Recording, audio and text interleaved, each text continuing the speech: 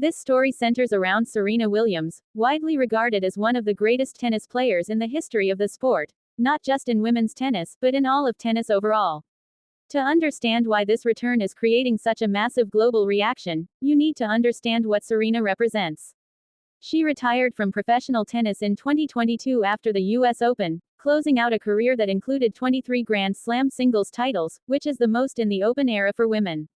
Only Margaret Court has more overall with 24, but Serena's dominance came in a far more competitive, modern era of the sport, which is why many consider her the greatest of all time.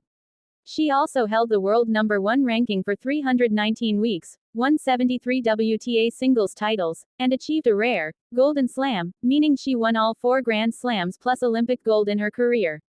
Alongside her sister Venus Williams, she also won 14 Grand Slam doubles titles, never losing a major final together, an almost unmatched feat in tennis history. After retiring, Serena largely stepped away from competitive tennis.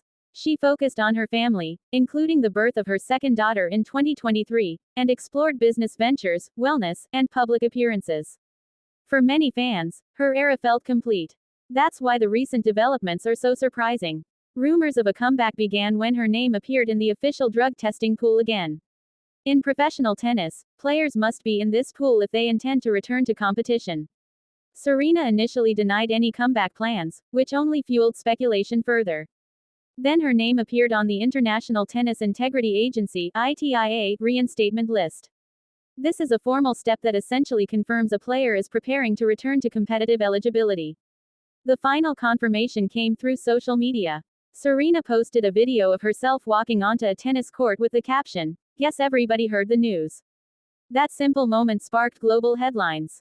Now she has been granted a wildcard entry into the Queen's Club Championships, a prestigious WTA 500 grass court event in London. She will compete in women's doubles alongside Victoria Mboko, a 19-year-old Canadian player widely regarded as one of the sport's rising stars. This pairing itself is symbolic. It connects two eras, the established legend and the next generation. Mboko has publicly called Serena her idol, and now she gets to share the court with her. Queen's Club is especially meaningful because it is played on grass, Serena's most successful surface. She has historically dominated grass courts, particularly at Wimbledon, where she has won 7 singles titles, the most of any female player in the Open era. Because of this, speculation is already building about whether this is just a one-time appearance or the beginning of a longer return, potentially even including Wimbledon, which begins shortly after Queen's Club. However, Wimbledon would require another wildcard entry. Public reaction has been explosive. Fans are divided between excitement and disbelief. Some see it as a nostalgic exhibition of greatness returning to the spotlight. Others believe Serena wouldn't return unless she believed she could still compete at the highest level. Even tennis legends like John McEnroe have commented, suggesting that if Serena is truly back, it likely isn't just for participation, but for winning another major title. Beyond the sport itself, Serena's influence stretches far wider. She has long been one of the highest-earning female athletes in history and a cultural icon who transcended tennis. Her presence alone draws massive global attention, media coverage, and stadium attendance.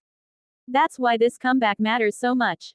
It's not just about one player returning. It's about one of the most dominant athletes in modern sports history stepping back into competition after years away.